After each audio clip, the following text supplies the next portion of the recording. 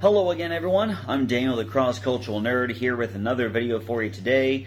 You've probably heard something about this in the news. The world of tabletop role-playing games has been completely rocked by recent news about the upcoming update to the Open Gaming License, or OGL, put out by Wizards of the Coast, and by proxy their parent company, Hasbro. As I am not a lawyer, a game developer, or a professional journalist, this is just what I know through research and my personal take. Please feel free to comment with any corrections or any updated info as you see fit. Remember, please keep it civil. Now, for those not in the know, this requires a bit of backstory. The Open Gaming License 1.0a was first written back in the year 2000 when Dungeons & Dragons 3rd edition first came out. Long story short, it provided a legal framework by which other companies could use the game mechanics and other assets of the 3rd edition system to create their own content and even their own game systems. I put the link to the text in the Open Gaming Foundation website in the description down below, but the notable bits I will bring up here are as follows. In clause number 4, the OGL 1.0a granted people, quote, a perpetual, worldwide, royalty-free, non-exclusive license with the exact terms of this license to use the open game content, end quote. In clause 5, it said your contributions were your original creation, and you have rights to grant OGL rights for it. And of course, later on, it had the usual stuff about not using trademarks or the names of other contributors without the express permission of those contributors, trademark holders, etc. Now, many game systems that were developed over the last 2 decades were licensed under the OGL 1.0a, including 13th Age, Castles and Crusades, Fate, Gumshoe, Labyrinth Lord, and Osric, and more, of course. The most notable title under this license came up in 2008, when workers at Paizo were dissatisfied with Wizards of the Coast's then-new game system license, which used the mechanics of D&D 4th edition and was much more restrictive. And those at Paizo went on to create D&D's main rival, Pathfinder, which became more popular than 4th edition until 5th edition came out in 2014. Wizards also released a System Reference Document, or SRD, to be used in tandem with OGL to allow people to make their own third-party content compatible with Dungeons & Dragons. Dungeons & Dragons 5th edition kept up the OGL 1.0a and won back their previously lost popularity by actually listening to the community in their playtesting and encouraging third-party content creation through the OGL. Many of the resources on the Dungeon Masters Guild used the OGL, and those behind the One Ring and Call of Cthulhu made their own D&D compatible systems for games in Middle-earth and in the Lovecraftian horror genre. 5th edition's popularity skyrocketed further with Stranger Things featuring the 1st edition of the game, and with Felicia Day encouraging a group of nerdy-ass voice actors DM'd by Matthew Mercer to sit around and play Dungeons & Dragons on a live stream on Geek and Sundry. Critical Role was born, codifying the actual play genre and making the game even more popular, despite being a conversion from their original Pathfinder home campaign. They even had a sourcebook and adventure module officially released in the 5th edition system. We saw toys, clothing, video games, children's books, and more. Last year, the Dungeons & Dragons franchise was one of the major factors in Wizards of the Coast making over $1 billion in 2021. Now, fast forward to last year, 2022. Wizards of the Coast started putting out more and more Magic the Gathering sets with greater frequency, to the point that fans and even Bank of America felt that they were oversaturating the market. They got particular backlash in their commemoration of Magic's 30th anniversary, when they released sets of cards for a whopping $999.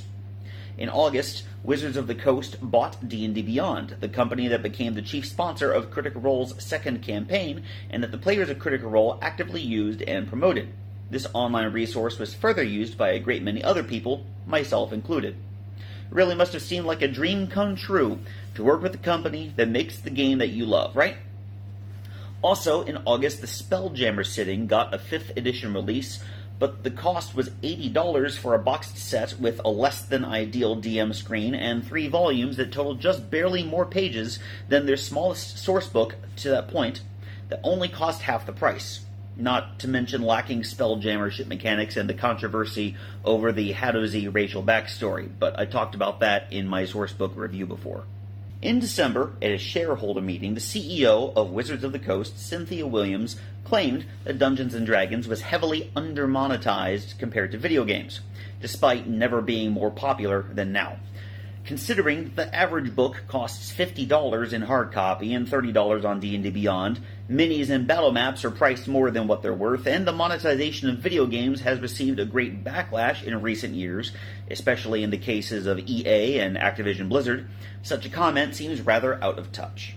Sure, books are usually one-time purchases, and D&D Beyond allows sharing content, but this is still no chump change required to get into the hobby.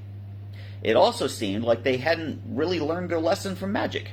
An update to the OGL was teased. Wizards released an announcement via D&D Beyond on December 22nd addressing some of the concerns. Specifically, OGL 1.1 would just cover printed media and static electronic files like e-publications and PDFs, while most other content would be under the company's fan content policy or a custom agreement.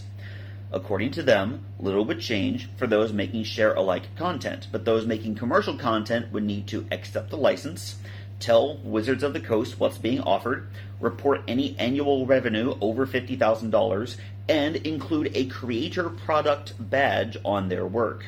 It also mentioned a royalty for revenue over $750,000 without specifying a percentage. Some reached out to Ryan Dancy, the Wizards of the Coast vice president at the time the OGL 1.0a was drafted, and he was of the opinion that Hasbro didn't have the power to revoke it. But then, this month, on January 6th, 2023, an update to the open game license, the OGL 1.1, was leaked. Linda Codega of the website Gizmodo was the first to report on it, with a link in the description. This new license, or at least this draft as Wizards called it, has 10 times the word count of the original 1.0a and deauthorizes the original. There are a couple of good aspects. It cracks down on blockchain, NFTs, and blatantly bigoted content, but there were also aspects that caused justifiable outrage among the community, the most prominent of which are as follows. Firstly, starting in January 1st, 2024, any revenue over $750,000 will be subject to a 25% royalty paid to Wizards of the Coast. If it's from a Kickstarter, this goes down to 20%. So, if you make $750,001 using the OGL 1.1, you owe Wizards of the Coast 25 cents. If you make $1,250,000, you owe Wizards $125,000 in royalties, 1/4 of the $500,000 that you made over $750K. If you make $2,750,000, you owe Wizards $500,000 in royalties, and this is a percentage not of your profits but of your total revenue. Most tabletop gaming companies don't have a super high profit margin, so already many of these companies would be struggling to survive if they didn't have to shut down outright. Secondly, Wizards of the Coast say that while you own your content, by adhering to the new OGL, creators grant a, quote, non-exclusive, perpetual, irrevocable, worldwide, sub-licensable, royalty-free license to use that content for any purpose, end quote. So, your name's going to be in the main credits, but Wizards can make a source book of your stuff without your say-so and without paying you anything. Thirdly, Wizards, quote, can modify or terminate this agreement for any reason whatsoever, provided we give 30 days notice, end quote. So, let's say you sign on and you start making stuff and you get $600,000 in revenue. Wizards of the Coast could legally tell you, hey, in a month, we're going to lower the limit from $750K to $500K, so if you keep up the good work, we're going to need $100K from you in the next 12 months after. And then, when you raise the inevitable stink, terminate your license, then use your stuff with you getting nothing more than your name in the credits. And fourth, creators have had until January 13th to sign on. Just 1 week from January 6th. The tabletop gaming community, to quote Grog Strongjaw, would like to rage, and they have been. Gizmodo has continued to be on the ball in their coverage. Many YouTubers have weighed in, some of whom had to be very, very measured in their responses because they have their own original content using the OGL themselves. People have contacted actual intellectual property lawyers to weigh in on this. One or more than one had the opinion that because the original OGL 1.0a did not include the word irrevocable among its provisions, it could legally be revoked, but already there's talk of lawsuits being prepared. The YouTuber, cosplayer, and tabletop role-playing enthusiast, Jenny D, has led the charge on Twitter to cancel D&D Beyond subscriptions, and many have answered the call. A petition has been launched with tens of thousands of signatures to keep D&D open. The hashtag OpenD&D has exploded on social media. Further fanning the flames, the YouTube channel D&D Shorts reported on YouTube and Twitter, links in the description, that he'd gotten 2 separate leaks. I'll put links in the description below, but just summing up. One was from an anonymous purported Wizards employee working with D&D Beyond who had said that they are delaying the new OGL for now because of the community backlash. The leadership views the customers as an obstacle between them and their money, and they're looking specifically at D&D Beyond subscriptions as the primary, most readily available metric for financial data. The other was a leak of the planned response to the situation, set up like a frequently answered questions column. The grace period was tentatively extended to 6 months, but you'd already have signed anyway, and the response FAQ claimed that Wizards wouldn't use your content without your permission, despite the new OGL specifically saying they would do so, and signing on to it legally gives Wizards permission to use it. It claimed that they didn't want a mega company making too much money on their IP, despite the only true mega company in the industry at the moment being Wizards of the Coast and Hasbro, and the distant second place being Wizards' main rival, Paizo. It claimed Wizards was listening to and learning from the community, despite their actions here being kind of the opposite. Check out the D&D Shorts YouTube links for more info.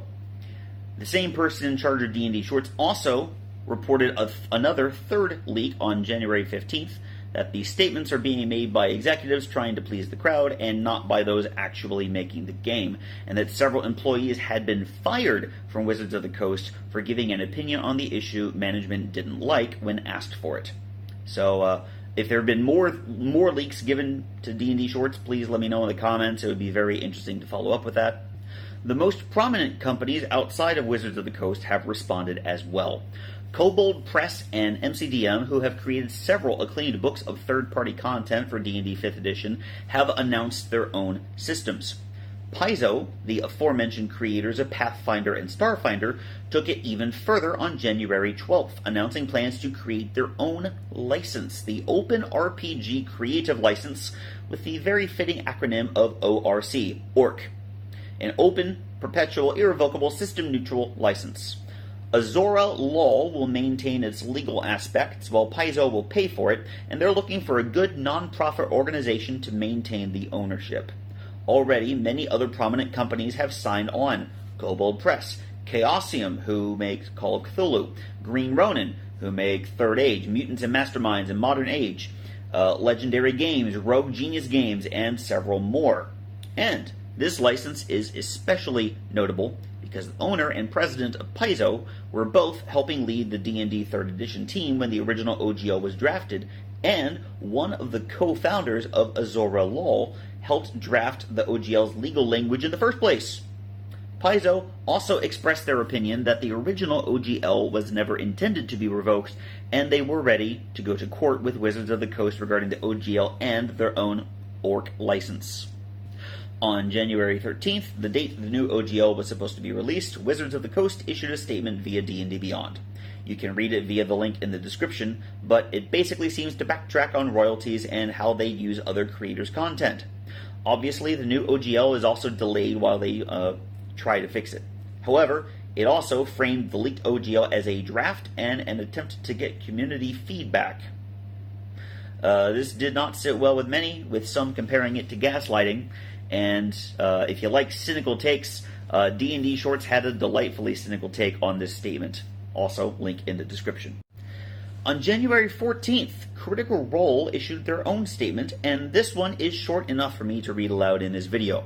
Quote, Critical Role has always supported creators and game development in the tabletop space.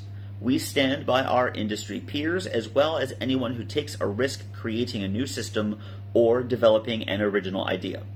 The beauty of gaming comes from the opportunity to share inclusive, diverse, and compelling stories from a wide spectrum of creators. That's exactly why we launched our own game publishing company a few years ago. They're referring to Darrington Press, because we believe that broadening the field of creators boosts the entire industry.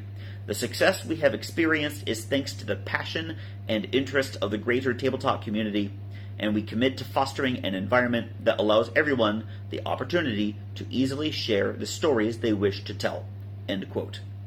Some fans claimed this seems like a non-statement, or like they were on the fence. Others pointed out that this seemed to be making about as much of a statement as they were legally allowed to make, considering they previously had 2 books published in 5e and currently have a partnership with D&D Beyond. For my part, I am inclined toward the latter option, especially since I love Critical Role.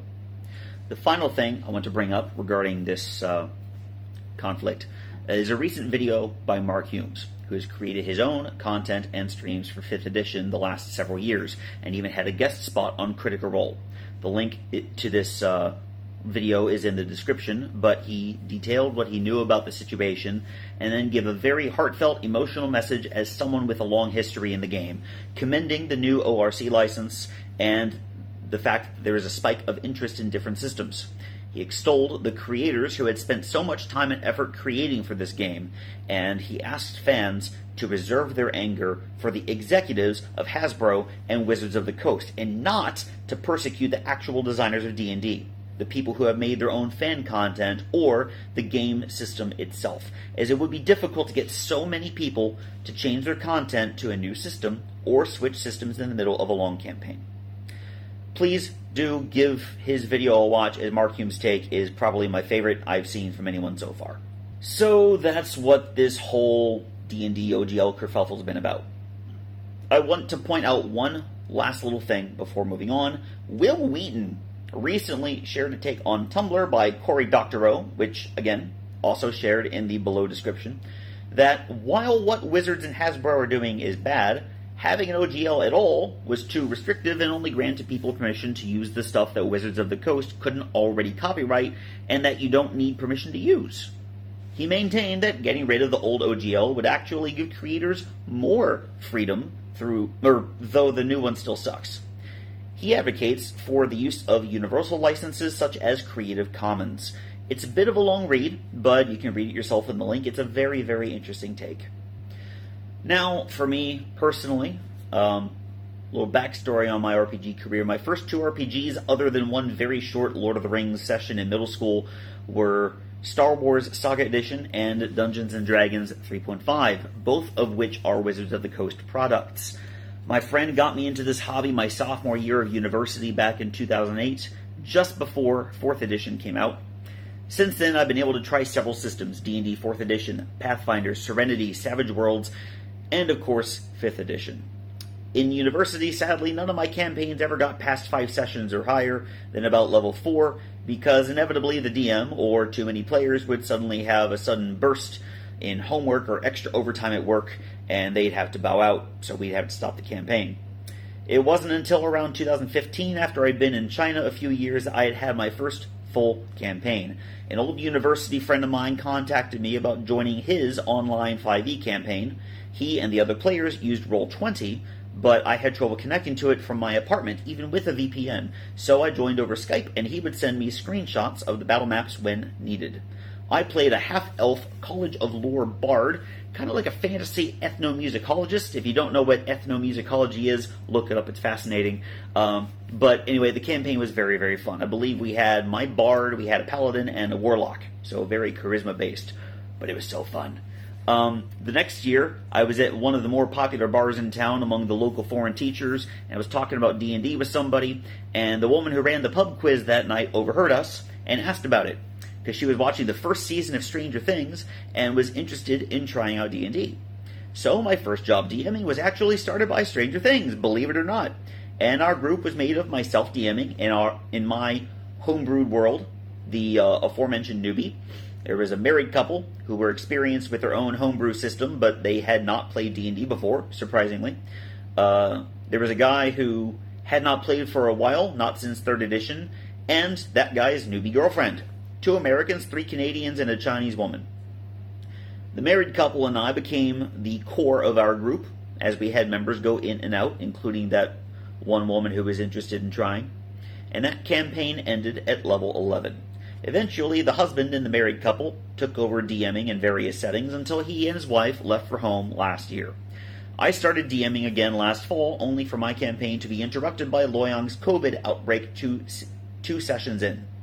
All in all, I've probably been in at least 7 different D&D 5th edition campaigns of varying lengths, plus a couple of one-shots. After several weeks of Critical Role promoting D&D Beyond in their second campaign, I decided to invest in it, and thanks to major sales, at the time of this video, I had every sourcebook and adventure module except for the newer starter set, and my second year of Master Tier subscription will run out in July. And you saw in my ranking video, I have a hard copy of every sourcebook of 5e through Spelljammer. My group and I were just talking about getting the game going again during this winter holiday before school starts back up. Point being, I have loved this game for almost half my life now. I've got the books, I've got a decent bit of merchandise, I even got Ivan Van Norman's ABCs and 1-2-3s of D&D for my daughter. 5e has been my main system during my time here in China because the books are so much easier to find on the major online shopping sites like Taobao than most others. And it makes me extremely sad to see what the executives of Wizards of the Coast and their parent company Hasbro have been trying to pull. Yes, they seemingly backed off in their statement on January 13th, but a lot of damage has been done, and the trust built over 20 years with that hiccup during 4th edition has been betrayed. I'm with Mark Hulmes on this. Please, don't hate on the designers. Don't hate on the average folks working at Wizards of the Coast and D&D Beyond. These problems are the fault of the executives. I feel especially sorry for the folks at D&D Beyond. They built their site as a passion project at first Critical Role and then Wizards of the Coast took notice of, and they were elated at the chance to work with such pillars of the industry. I'd read tweets from some I know of who worked there, and they said that being able to put Wizards of the Coast employee on their resume was a childhood dream come true. And then the executives pulled this stunt, and it turns out the dream seems to have come from the Daedric Prince Varamina.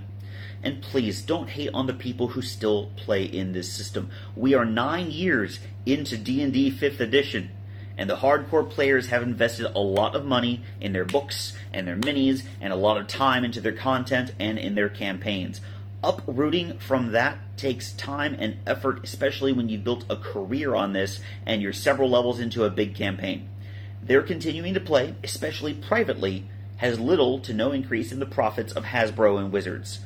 But I've personally received some flack just for playing 5e while other systems exist, and while it's important to try other stuff, that flack likely will only increase now that Wizards and Hasbro have pulled this little stunt. That being said, my current campaign was only 2 sessions in before COVID started resurging in Loyang in October.